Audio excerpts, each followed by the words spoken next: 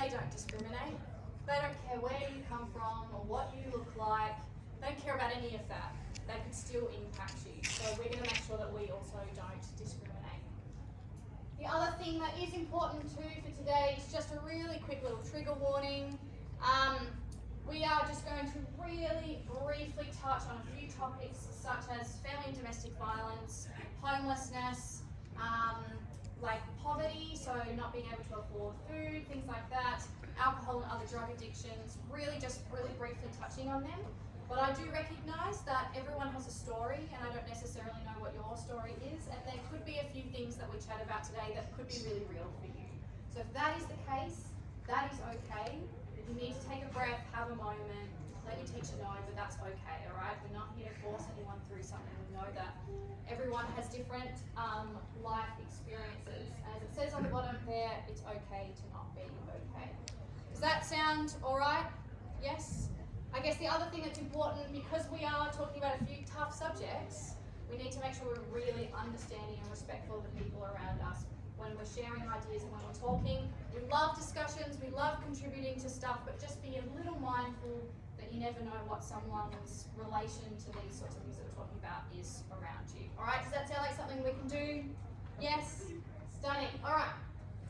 So we're going to start firstly with, who here has heard of the Salvation Army before? Just raise your hand. Wonderful. All right. Does anyone want to tell us a bit about what you already know about who we are?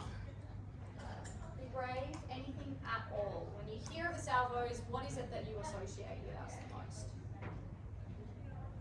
Yes. Yeah, absolutely. Yes, our Salvo stores. Who else, when they hear of Salvos, thinks of the Salvo stores? Yeah, quite a few people. Fabulous. Anyone else know anything else about what we do? Anyone have any ideas? Oh, all right. Well, hopefully this chat will give you heaps more information, and at the end of today you'll be able to wander out knowing all of this information about who we are. All right, so I'm just going to play a little video. Hopefully it'll work. It'll just give us a little introduction into the Salvation Army, and I'm going to tell you a bit about who we are, how we started, and then a little bit about the services that we offer, so how we actually help people.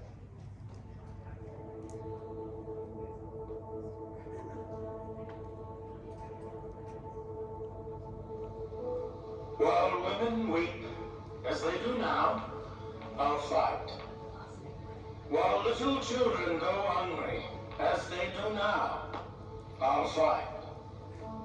While men go into prison, in and out, as they do now, I'll fight.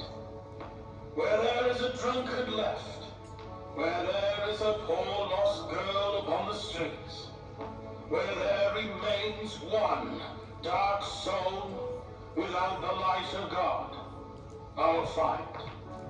I'll fight to the very end.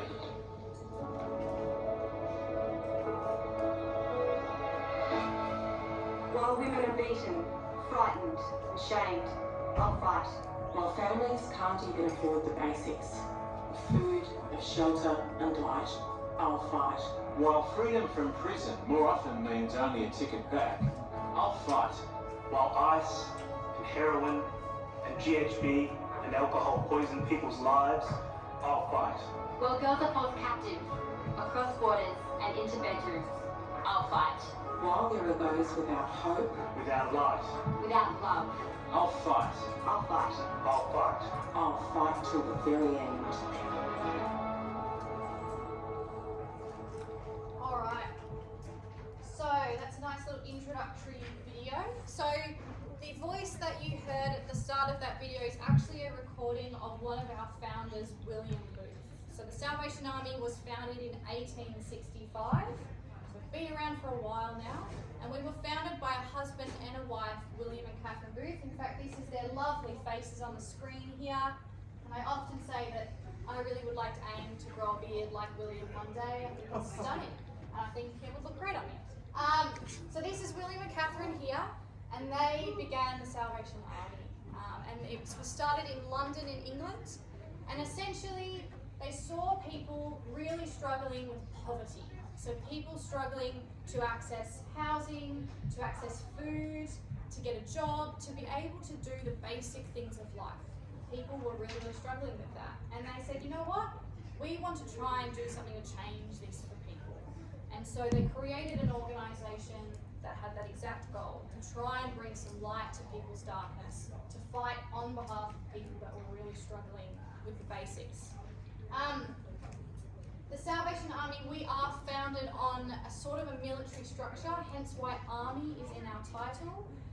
You don't really need to care too much about that other than the fact that it just means that every now and then you might hear the odd term. In fact, our lovely Dave here has got a nice example of one of our more casual uniforms. You can see he's got these little epaulets on, which you might see is sort of familiar to more of a military thing. What's your title officially? Lieutenant. He's a lieutenant. So Salvation Army ministers, people that have trained or through training college, will earn rankings and titles as part of their role. It means that the Salvation Army building here in Devonport is called a corps, so a C-O-R-P-S, so not a corpse but a corps. That's basically just the word for a Salvation Army building. The General runs the Salvation Army internationally, and yeah, there's sort of lots of those sorts of things that come along with being sort of following a bit of a military structure. The reason why though, the reason why we're a military structure is, anyone want to have a stab in the dark about what is an army really good at doing? Any ideas? Fighting, absolutely, yep. So an army, because of the way it's structured and getting lots of people involved, an army is really good at getting a whole bunch of people together to go and fight the same cause, all right? Because of the way it's structured, it's really easy. People know who they report to, people know what they do, what their role is, they know how they can go and fight these things. So rather than us going to go, to war on other people, our idea is that we're going to war with social justice issues. And at the time, the military was a really prestigious thing to be a part of, and so it was modelled after that. We are in over 130 countries around the world, so you'll find us in many places that you go. Obviously, the language might change, but this shield on screen and the shield that I'm wearing, and that's on Dave's uniform as well, this remains the same internationally. The language in it might be a bit different, but this red shield shape is the international symbol for the Salvation Army. So you can look for that wherever you go, and you know that you might be able to receive some assistance. We have what we call a vision statement, something that tells Australia, so this one's for Australia, tells Australia what we do and why we're doing it. And it's wherever there is hardship or injustice, Salvos will live, love and fight alongside others to transform Australia one life at a time with the love of Jesus. The Salvation Army, we are a Christian organisation. We are founded with a faith base. When you hear from Dave shortly, you'll learn, as I said before, he's a minister. But there are so many other things to what we do as well. It's just the reason why the Salvos do what they do is because of their faith. But we'll talk more about the other parts of who we are as well. So, any questions about just generally who the Salvos are? No? I'll tell you super quickly one quick little fact. Everyone know what a match looks like? Yes? Yeah, a little wooden stick with a little red top to it. Yeah, lights, fires. Okay, so in the 1800s, matches looked very similar to what they do today, but they had a yellow top to them. The only thing about these matches is they were made from something called yellow phosphorus. And if there's anyone that knows about chemistry or that sort of stuff, you'll know that yellow phosphorus, not amazing. Probably not the best thing in the entire world. And in fact, it was causing something called phossy-jaw, which is just this horrible disease that basically melted your face and made you very, very sick. And in the 1800s, people were working in factories in really poor conditions, and so lots and lots of people were getting horribly sick from working with this substance. William Booth did a bit of research and realised that another type of phosphorus, red phosphorus, acted exactly or very similar way to yellow, but was so much safer. And so he actually set up a factory, did a really good job at paying everyone well, made a heap of these matches, very kindly encouraged stores to sell his matches, not the red matches, and was so successful that other stores and other factories were forced to convert to red matches to make any money. And once he'd accomplished this, once he was pretty sure that everyone had changed to red matches, the safe ones, they shut down the factory because it was never about making money, it was about making change. And I just think that's such a cool little example. So next time you see a match, you can think of the salvos. One of the reasons why they're safer today, or at least don't cause horrible face melting diseases, is because of William Booth. Alright, so just quickly we're going to go through what services the Salvation Army provide, specifically here in Tasmania. There's a few others that are offered in Australia that we don't offer here, but these are the ones that we've got here. So we're going to start firstly with emergency relief. Does anyone want to have a quick guess about what you think emergency relief might be based on the name and the little graphic that I've put up there? What do you think it might provide to people? Yes? Essentials. Yeah, absolutely. What kind of essentials? Food, water, medicine. Yeah, absolutely. Yeah, perfect. So doorways, the best way to kind of think about doorways is it's that first place you go if you just don't know what to do. You're sitting there and you're going, I can't afford my groceries for this week, or I've got a bill that I just can't pay. I don't know what to do. Maybe I'm not going to be able to pay my rent and I'm going to get kicked out of my house. I've got no idea. I'm lost. You can contact Doorways and they can help to talk you through what's going on and then hopefully make some plans for you to move on, or at least just find avenues for support, all right? And one of them will be as simple as providing people with food vouchers or food hampers, maybe even some clothes or things like that. Or it might also be connecting them in with a financial counsellor, a housing worker, all sorts of things like that. So Doorways provides emergency relief to people who need it, and also help connect them in with other services. So it's the first place you go if you just don't know what to do. The Salvation Army, we also help with housing and homelessness. We're going to talk a little bit about that shortly, so I'm not going to go too much into that. But the Salvation Army, we are actually the largest provider of homelessness services in Australia. So we do a lot to support those experiencing homelessness or those who are at risk of experiencing homelessness. We do also support those who might be experiencing family or domestic violence. We have a couple of shelters in Tasmania, one up here on the northwest coast and one down south.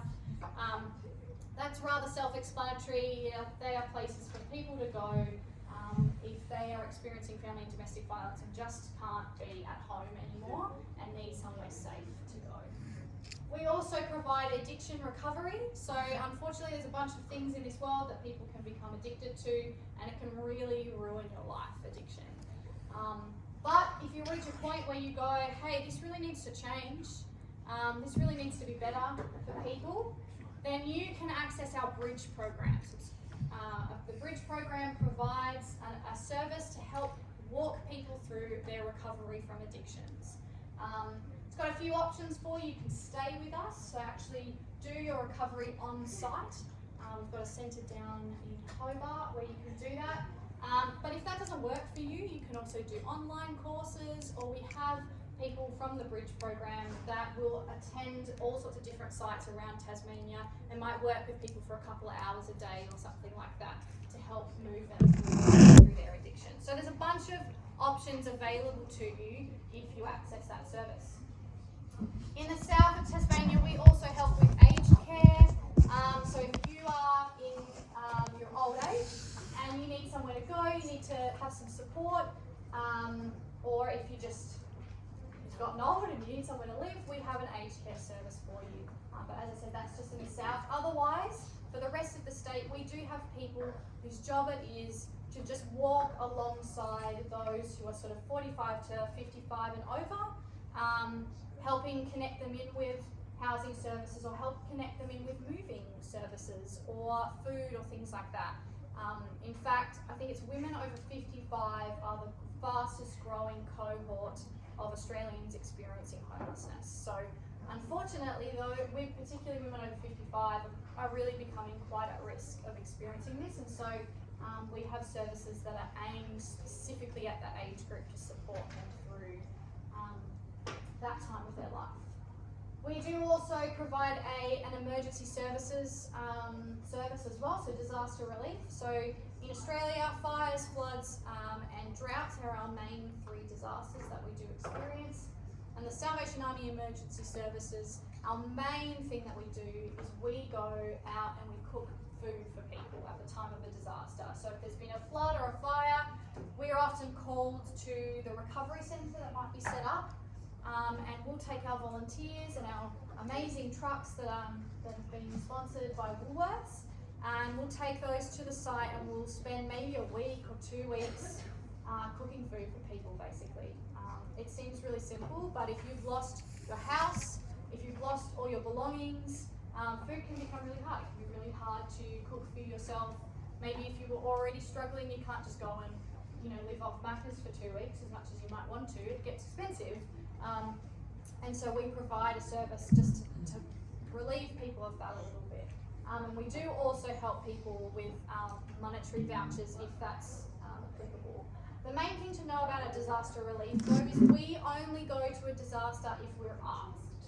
So it's generally the Department of Health that helps set up this recovery efforts, and so we are invited along to provide that relief. So we don't just unlike say the fireys or the SES, who are absolutely essential to fight these sorts of disasters, they might just turn up to events like that. We are invited in to provide that support. And finally, you guys have already mentioned Salvo stores. They are all across Tasmania. They are our version of a thrift store. The really cool thing about Salvo stores, so not only can you buy things for a bargain, you can also donate things there too that you might no longer need. But the really fabulous thing about Salvo stores is that once we pay our employees, all of the other profits go back to all of these services. So the Salvo stores actually help fund these programs up here, which is really cool. So next time you go shopping at a Salvo store, you can actually see that as making a donation in helping us do what we do, which I think is cool, and we love a great excuse to do shopping. So, it's excellent. All right, do we have any questions about any of that information that I've just given you? I know it's a bit of an information dump, but it's important just to let you know what it is that we do. Any questions? No? All right. I'm going to introduce you to Dave. He's going to just chat to you a little bit about what happens here, specifically in Devonport. And then we're going to talk about homelessness, and we're going to chat in groups. We're going to do a bit more group work for this next section. Go for it, Dave. G'day everyone. Now, can anyone tell me, let's just think, how long do you think the Salvation Army have been in Devonport? Take a stab at it. Come on, you're all a shy bunch. No. You're a very shy bunch. No, you've got this. Think of a number. How many years do you think? Where? Oh, sorry, I didn't see your hand. Oh, a bit more than that? So we had 100 years over here? 120. All close? A bit more? Yes? I'm going to give that to you because we're actually 131 years we have been in Devonport and servicing the Devonport area. And during that whole time, we have been not only a church for this city and for this area, but we've also been a leading provider in supplying support when Tasmanians have needed it most. So here in Devonport specifically, at our site in William Street, we've got 2 sites in William Street. One of them is our thrift store, and on the other side of the road we provide a hub for our support, which is our church, but it is also a place where people come and seek our support through emergency relief. In the last year, our services have more or less tripled in providing support to local people in this Devonport area of emergency relief. So needing some help with groceries, with the increased cost of living, power bills, all those sorts of things. So we're seeing 3 times the amount of people at least that we were seeing this time last year, which is very scary. It's very scary. Things are tough. So that's a primary service that we have here in Devonport. And within that service space, we have other providers throughout our community because we can't do this alone. So we always ask for support from our community, but also from other community agencies So we partner with things like chaplaincy, Devonport Chaplaincy Services and Second Bite and things like that. We're seeing an increase in people living without a home. So they're living in their cars, living on the streets, so they're experiencing homelessness. So a primary focus for us is around these next two, which is housing and homelessness, but also family and domestic violence. So we're seeing a lot more support services within that. We also do have our addiction recovery services, which come to our site as well and support our local community members, or they can also go to our Ulverston site for more intense support.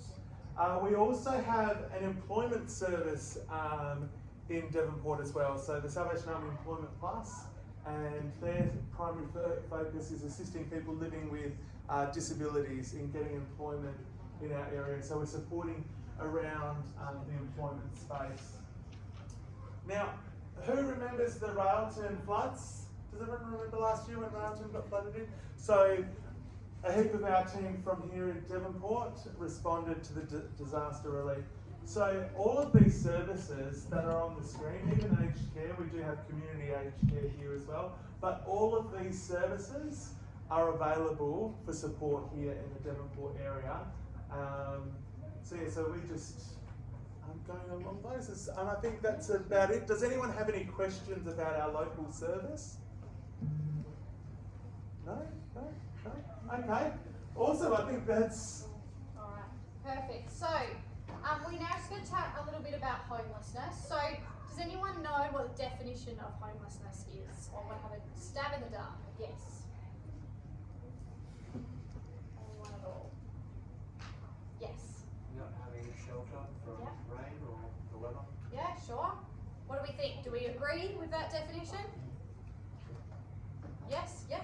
Not having stable. Yeah. Sure. Yeah, absolutely. Yeah. Any other thoughts? All right, fabulous. That's a great start. So, homelessness is not having access to safe, secure, and long-term accommodation, or it is the state of having no home. So, really key few words there, that homelessness is not having access to somewhere safe, somewhere secure, and somewhere long-term. And we talk about long-term as being, I think, more than 6 months. So if you don't have access to all three of those things, then you might find yourself experiencing homelessness. We're going to do a little bit of group work now, just to a bit of group discussion. So what I'd like you to do is, just with a few people around you, we're going to answer these questions on the screen, but we're going to pause between each question, and I'm going to give you a bit more information, all right? So I just want you to start with the few people around you. Just start with the first question up the top. What do you think of when you hear the word homeless? All right, I'm going to give you a couple of minutes to chat. Go for it, all right? We'll come a bit closer. I feel like alone would be it. People on the streets. Dangerous? Yeah, or like people who like, what are those shelters where like they can stay for like a night or something? Oh yeah. Like people who like live off pretty much, I don't know the word. I know what you're talking about. They live off these things, like they don't have like an actual home. They live off like what they're given to help them or something. Yeah. I just think dangerous, because you never know what's going to happen with the uncertainty. Cold. Yeah, cold. It's also a lot of it's not necessarily because they're bad people, it's also a response to losing jobs and things like that. Like COVID, that many people lost them.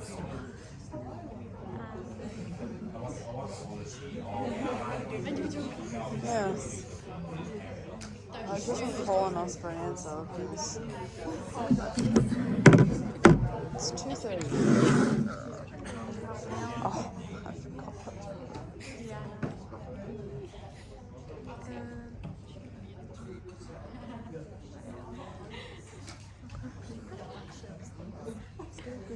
Alright, how have we gone with that?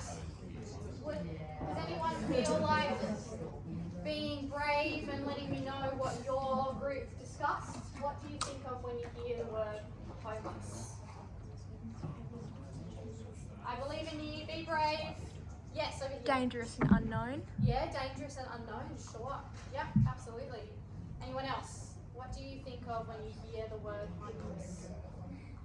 Oh, yeah, up the back, yeah. Potential state of poverty. Yeah, potential state of poverty, totally. Go for it. We talked about like the negative connotations that come with it. Yeah.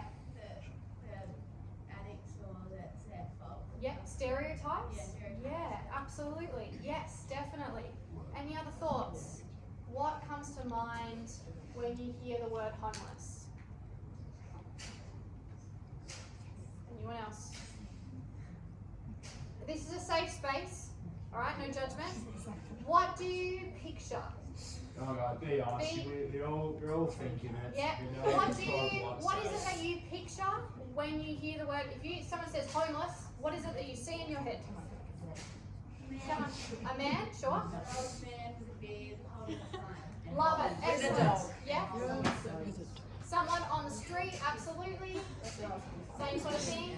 Anyone else? Anyone else have a vivid picture in their head that they really feel like they want to describe? What's a cardboard? Yeah, cardboard. Totally. Smelly? Yes. Smelly? Yeah. Absolutely. Yeah. And where are they? When you picture them, where are they? Yeah, in a public place, somewhere outside. Yeah, in a city, totally. Yeah. All right. So there are actually 3 different types of homelessness. The first one, primary homelessness, is the one that we often first think of when we hear the word homeless. So if you're experiencing primary homelessness, you might be sleeping rough. So outside somewhere, that's where you are spending your time or sleeping during the day or night, but that's where you live basically. You live outside or maybe under a bridge or a park bench or in a park or something like that, but you're outside in a public space most likely. The second type of homelessness is called secondary homelessness. Has anyone heard of the term couch surfing before? Yeah, anyone want to explain what couch surfing is? Yeah. It can often happen like if, let's just say you just stay at your mate's house one night, stay on their couch and go on another mate's house. Yeah. It's just like a second home. Absolutely, yes, yeah. So basically moving from place to place, not staying anywhere for too long, but it's likely that you might be at mates' houses or your family members' houses, or even strangers or acquaintances' houses. Couchsurfing really common among young people experiencing homelessness. It's the most common form.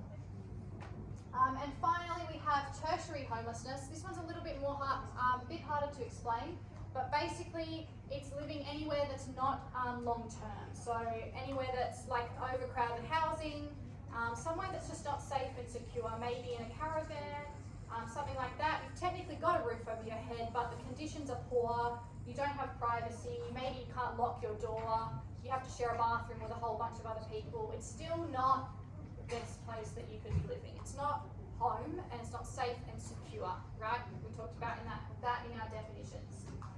So, just to give you a little bit of an idea about this, for every 1 person you see sleeping on the street, there are 13 other people experiencing the other 2 forms of homelessness that you don't see. Homelessness is actually a really invisible issue, unfortunately. So it means if you think about all those people that you might have seen outside experiencing homelessness, think about all the other people that represents. Now chat about, why do you think people experience homelessness and what are some of the causes?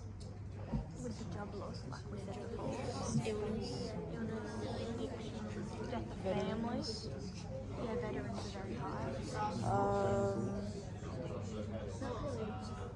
Kind of the main thing. Drug addiction. Family. Yeah. Sometimes like divorce, breakups. If you like move somewhere else. Yeah, you take it with Like if you go try a new job in a different state and it doesn't work out. That's mainly. Yeah, pretty much. I wish I could have earrings, bro. I'm sorry. Oh, my favourite is my earrings. I just don't. I don't know. That's the one thing I'm mad about. You wear everything else. Like earrings. Imagine how cool that would be, because you know how much like I love bracelets and like necklaces and stuff? Imagine if I had like earrings as well. Oh, like try and get like the clip-ons that don't hurt. I mean, I could try again if like, I let them feel a bit more. Or just do like a Helix knot stick to I played it called Computer. I wouldn't be able to wear earphones otherwise. Then it means you can't wear earphones. I reckon I'll try again. Yeah. I don't know. Maybe like on the off season or something. It's just the whole actually feeling like my Helix took a year and I got told Alright, how did we go with that? Who would like to share what are some of the causes you think what are some of the things you think might be causes of homelessness? Yes. Loss of job. Yes. That's what you were gonna say? She's got one. Yeah. Up the back, hit me with it. Trauma Yes. or family violence Yeah. or cost of living. Yeah, absolutely. Who else? Yeah, sure. Yeah. How about we'll keep your list, we'll ask a few more people, if there's anything that's not mentioned, we'll come back to you, alright? Yes, go for it. What was that? Addiction, Death yes. of family and illness. Yeah, absolutely. Yeah. Any other thoughts? What else could be a cause of homelessness? Yeah? Yes, absolutely. Yeah. Alright, was there anything on your list that we've not mentioned? A death in a family. Yeah, sure. Yeah, totally. Loss of income due to COVID. Yeah. Yep. Yeah, fabulous. Alright. Housing shortage. Amazing. Yeah, absolutely. Loss of the landlords decided to either sell their house Yes. or put it on Airbnb or something Yep. like that. That's Yep. a huge one. Absolutely. Yeah. Alright, so I think you've said everything, but I'm just going to go through what's on my list to make sure we've covered everything off, but I think you have. Poverty, so just the general experience of poverty, so not being able to afford the essentials. Unemployment, the lack of affordable housing. It can also be triggered by a relationship breakdown, mental illness, addiction, financial difficulties, gambling, that sort of stuff, alright? So you've done a great job. Domestic violence is the leading cause of homelessness though in Australia. It's really important to remember that that is the biggest factor of why people might experience homelessness here in Australia.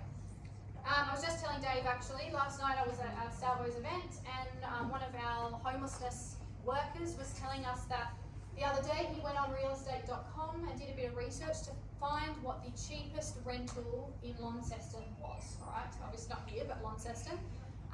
He was looking for a 1-bedroom, so somewhere where you wouldn't have to share it with housemates, looking for the cheapest rental. The best he could find was a studio apartment for $300 a week in East Launceston. So it depends on how well you know Launceston, in East Launceston.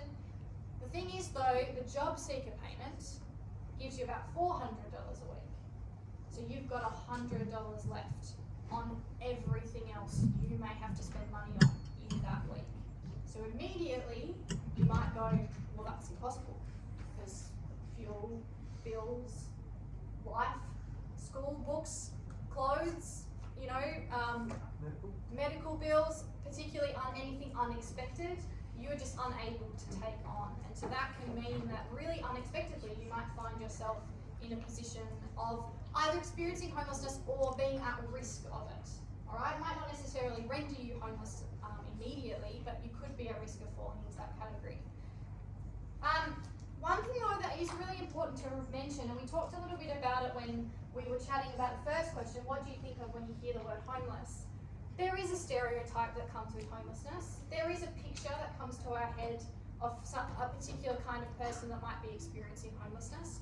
That's not necessarily untrue. There are people that look that way, but there also are a a lot of people that find themselves experiencing homelessness that may never have expected it. There's, as I said at the start, there's no formula for these things.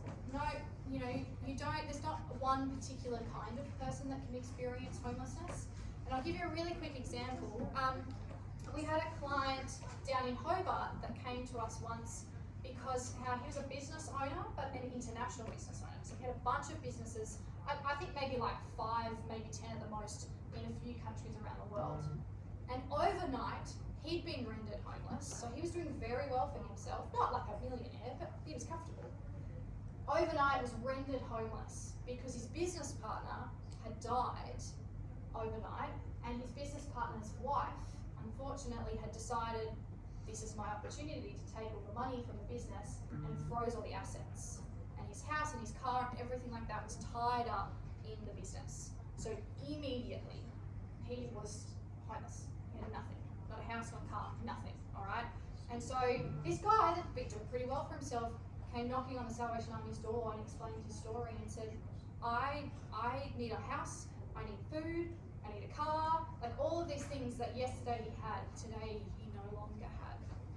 Thankfully, I don't actually know how it ended up, but it was resolved, I believe, in a court thing, and it was due to be resolved because what she did was not right.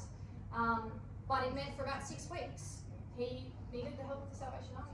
He was homeless for 6 weeks of his life, and he may never, ever have to come calling on the Salvos again. He may never find himself in that position, but he found himself in that position for 6 weeks. And so I think it's a really good story to illustrate that anyone can experience homelessness, or anyone can experience hardship of some form, even just for a little while in their lives.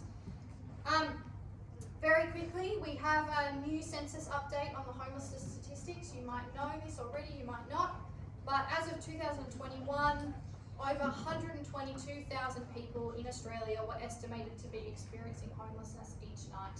That is up from just over 100,000 in 2016, so it has risen. Can I just jump in there Please. as well? Yes. So one of the key issues as well with census is that a lot of people experiencing homelessness don't actually have the means or a house to actually record census. So we believe that it is dramatically higher than that figure. Absolutely. So even though that figure is alarming, it's not accurate. So I believe that we would even be close to probably double that. Yes. Yes, So just bearing that in mind, I just No. There's a few factors to remember. Firstly, census doesn't get posted to your tent. Your tent does not have a mailbox, all right? So immediately you might miss out on it because you don't have a physical mail address. Oh, but we've got electronic versions of the census. Beauty. Oh, don't have a phone, so I can't fill it out on my phone.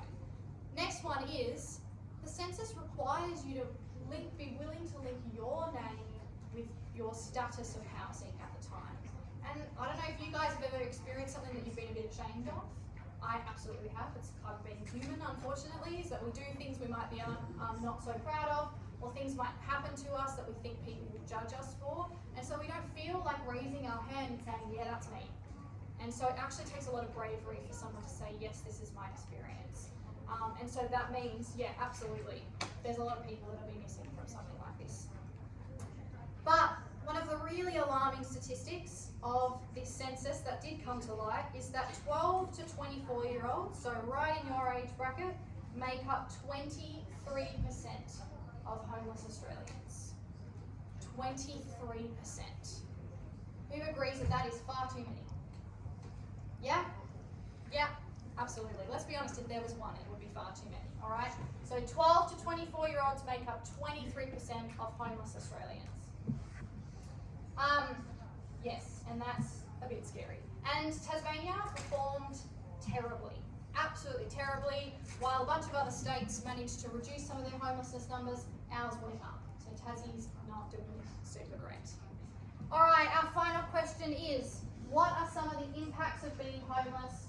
What would you struggle with? Have a chat. Loneliness. Loneliness. Hunger. Dehydration. Being lethargic, like sick and tired. Yep. Hope I think is a good one.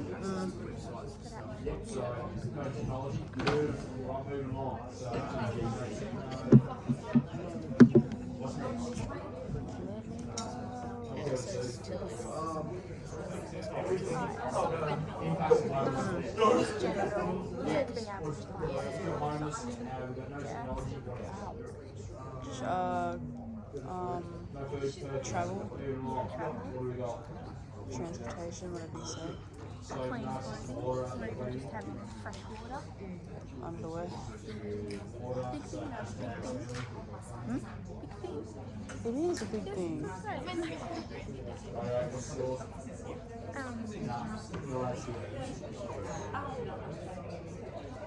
That's the main sort of stuff.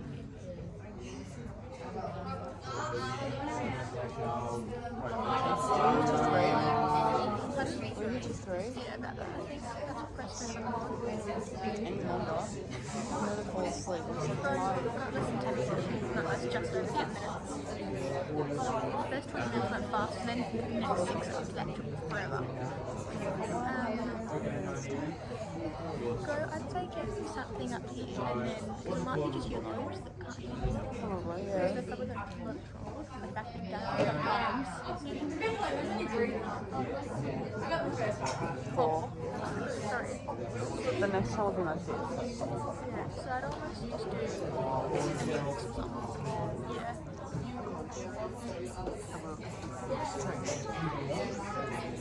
I was trying to always. I wanted to try this, but I have hardly anything there. Like nothing. I can almost eat it.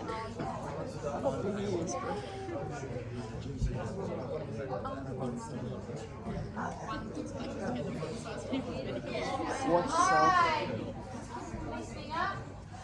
So, let's hear some of your thoughts about what you think some of the impacts of being homeless could be. Thanks, What Rihanna. do you struggle with? Go for it. You don't have power, so you don't have technology. Yeah. Sure. Poor mental health. Yeah. Loneliness. Sickness. Yeah. No access to water. Yeah. Writing. Yeah. Yeah. Hypothermia. Yeah. Sure.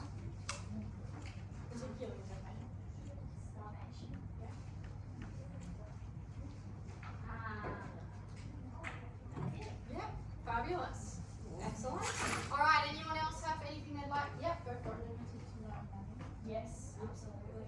Yeah. Definitely. Anyone else? What would you struggle with? Yeah. Motivation and hope. Absolutely. Motivation and hope, huge ones. Which impact your mental health, right? Yeah, absolutely.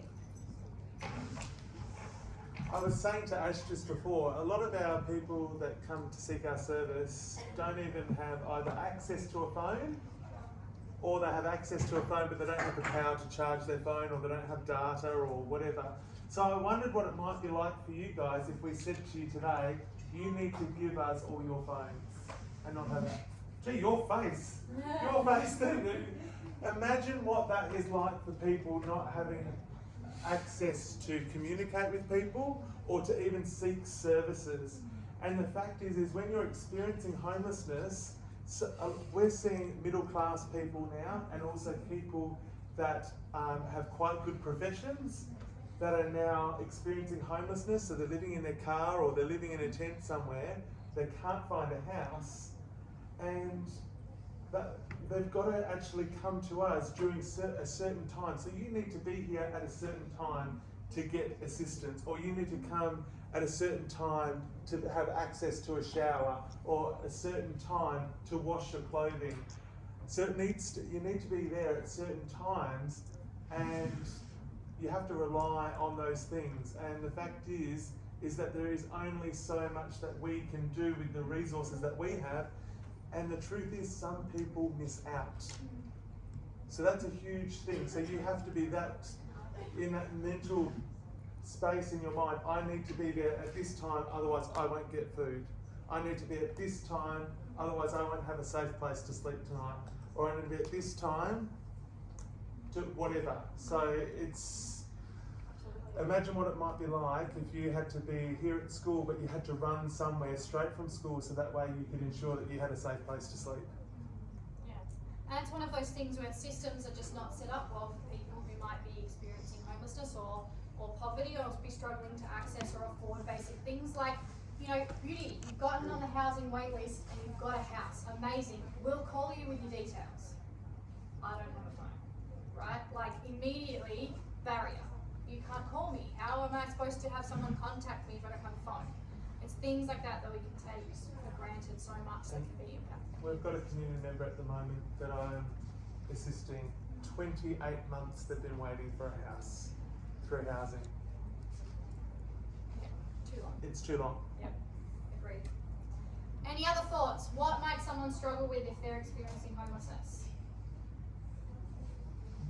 You've done a great job. All right, here are a few things on my list. Stigmas, people judging you for how you look, or maybe you didn't bring lunch to school this week, or you don't have the cool clothes like everyone else is wearing. People making assumptions about you given your circumstances or how you look. Unfortunately, that is what happens. Being excluded, it can be really hard to get a job or a house because people judge your history or judge, again, how you look or how you present yourself. People also might not want to spend time with you, again, because of how you look or the things that you don't have, you don't have a home to invite people over to spend time with you. So maybe it means that everyone goes to another friend's house and you miss out. Performing well at school, do you guys feel like you would be able to really nail those exams if you haven't eaten properly for a week? What do we reckon?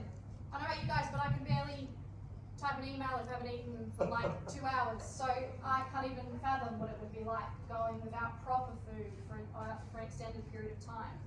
You just wouldn't feel confident, you wouldn't be able to have that mental clarity to really nail job interviews or exams or things like that. And also, if you've not had a shower for a few days, are you going to feel confident walking into that job interview on Monday morning going like, I'm going to smash this if you've not showered for a few days? What do you think?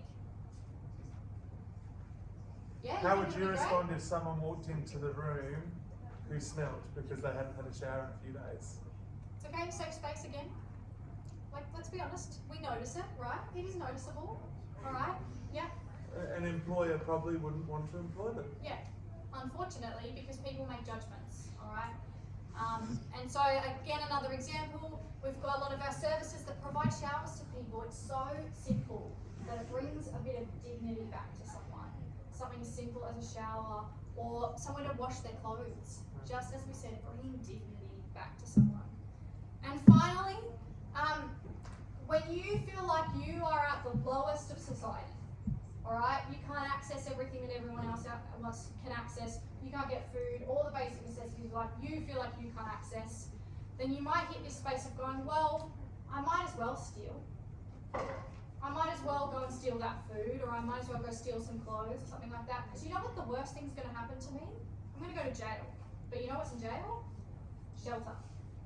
A doctor sometimes to check my health. Maybe even a shower. And people to make sure I'm doing okay. That's the worst case scenario, is actually I get to go somewhere where I feel safe for a night. So you have to also understand that sometimes people, unfortunately, can reach these parts of life where you feel so beaten. You might have experienced that yourself, actually. Might not be with homelessness, it might not be with not being able to afford food, but you might have a day where I'm like, I just feel, I'm just done. I'm at the bottom today. How can it possibly get any better? And it's really important that services like us exist to try and pick people back up. But it's also really important that you guys check in on each other and make sure that each other's doing okay, and maybe try and be that person that lifts someone up as well, even if it's just a little bit. And remember, we've talked about these things actually are also really invisible. So we don't always know what people are experiencing. Someone might come to school, dress like you, have all the school books, do all the exams, but you don't actually know that at home, maybe they don't feel safe. So it's also really important that we're checking on each other, as I said, making sure each other's doing okay. Do we have any comments, questions, concerns about any of that? No? Fabulous. So the last couple of things is, firstly, all right, we've talked about all the problems, particularly homelessness. Everything kind of sounds pretty crappy for people, so what can we actually do? Alright, so we've talked really briefly about what Salvos do. We offer services to support people through poverty, to support people through homelessness, through disasters, that sort of thing. But there's also a bunch of things that you guys can do. Does anyone want to, I'm going to put you on the spot, what are some things that you guys think might be something you could do to support, even just support someone that's having a hard day? Doesn't need to be something as big as, support a homeless person, but what do you think is something kind you could do to support someone through a tough situation? What are your thoughts? I'm putting you on the spot, but I know you've got some ideas. Yes? You can message someone, Absolutely. Amazing. Yes. Yeah. Come on. Someone else. What can you do to support someone? Invite them over for a meal. Yeah. Amazing. Absolutely. I think that's a great idea. We all love food. Food's the best. Any other thoughts? What else can you do to support someone? Donations. Yeah, totally. Like what? Like clothes or something. Yeah. Just to keep someone warm. Absolutely. I love that. What about saying hello Yeah. or listening? Yeah. Experiencing homelessness, we've talked about, really invisible. And if you're experiencing it outside, you might have hundreds or thousands of people walk past you every day. And people don't want to deal with you because they don't understand it. And so they don't want to interact. And it actually it's really dehumanizing. You can feel really alone and invisible. And I have been told by someone that's their situation every day, they sit out on the street, that one person that walks past and says, "Good morning, how are you today?" They keep walking, it's just not a whole conversation, but the one person that actually looks down and sees them, that person feels like a person. You make that person feel human. So something as simple as just going, "Hello, how are you today?" It seems so corny, I know it sounds so corny, but it's a corny for a reason because it works. And for people that feel like they are at the worst of their worst, that can mean the difference between even just a day, having a good day and a bad day, something as simple as that. And finally, also on my list, talk about these issues and break the stigma, alright? Stigmas exist, unfortunately, but people don't want to, as I said, don't want to deal with these topics. They think it's yucky or it's uncomfortable. But one of the reasons why, one of the ways to break these things is to talk about it. I'm sure you guys have had that spiel a lot about mental health. It's the same thing. The more we talk about these things, the more the power comes away from them, and the more people feel seen and heard about what they're experiencing, and the more they feel like it's okay. They're going to be okay. Finally, I've just got to do a little bit of a plug, which is how can you guys get involved with Salvos? So most of these things are year round, but if you want to focus, in term 2 we run our Red Shield Appeal. It's a great time to fundraise money. We do something called a Red Day where everyone wears something red to school to raise awareness. In term 3, yes. Sorry, we should say all funds raised in Devonport stay in Devonport, and they fund the programs and services we provide with practical support. Absolutely. Sorry. No. So you know that if you guys fundraise or donate something, it goes to your community here. You can be assured of that. In term 3, you could host a sleep out. We've had a few schools before that have hosted a sleep out at school, and they've challenged themselves to sleep rough for a night and get people to sponsor them basically and fundraise and raise awareness for these issues, particularly something like homelessness. And in term 4, we run our Christmas appeal. This is a great time to again donate food or donate toys and gifts that will be given out to people who can't access these things for Christmas. Imagine you're struggling enough day to day to get food. Imagine the stress that something like Christmas can put on someone. So that can be a really great time to get involved as well. You can also volunteer. This man here is your volunteer person. And so, he's a great person to talk to if you're ever interested in volunteering as well. There's lots of opportunities available to you. All right. Any questions about anything we've spoken about today? Yes? How's Salvos funded?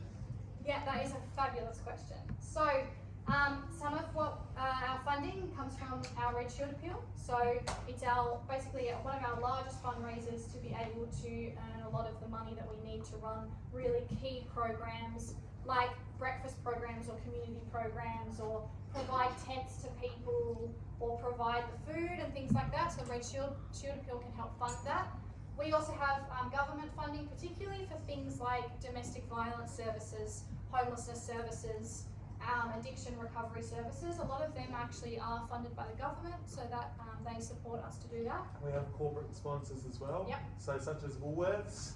We also do have we have legacies as well, and other various sources of income that support certain programs. Yep. And then also we're funded through our local community.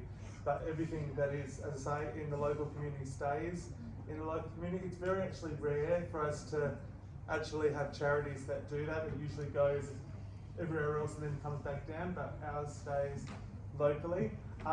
When you buy from Salvo stores or our thrift stores, they support the local work as well. So we've got our shop opposite the post office, and we've also got our shop in William Street as well. Things like our aged care services, they support our overall operations as well. And also like Employment Plus. And so we've got lots of mission, what we call mission enterprises, which fund the mission of what we do, because obviously, unfortunately, we've got to find ways and sources of income. But basically, we couldn't do it without our community. Lots of very, very generous people that feel called to support work. Absolutely, Yeah. absolutely. So various funds, really. But they're our main ones. Yeah, our appeals that we do, governments and donors, basically are our three main ways that we fund. We want to put them into a broad category. Yes, absolutely. Yes. Yeah, absolutely. yeah. Anyone else? Any other questions? And I should say, so our costings are very low as well, because we rely solely on basically volunteers and our ministers. So we're one of the lowest cost charities in Australia. Something like 75% of the people that do the work of the Salvation Army are volunteers. So the majority of the people that do our work do it because they believe in what we do, and they do it for free, which is insane and amazing. That's how I started. I started with the Salvos as a volunteer, and then it's just been sort of through the right timing that I've been fortunate enough to be employed. But yeah, most people do our work by just donating their time, which is, and because 75% of volunteers, if we didn't have our volunteers, we would crumble under our own weight. Volunteers are absolutely a necessity for what we do. Absolutely. All right, final thing just is, if anything's raised, anything for you today, we've got a few numbers on the screen, but also just make sure you chat to someone if you feel uncomfortable or something's been a bit unsettled for you while we've listened or talked today. Make sure you chat to someone you trust, or your teacher, or we've got some numbers up there on the screen. That is kind of it from us. If there's any other questions or comments? Yeah, just on behalf of everyone here, I just want to say thank you for coming in and bringing awareness to these issues in our society and how we can potentially help as well. Yeah, to really help us with our studies.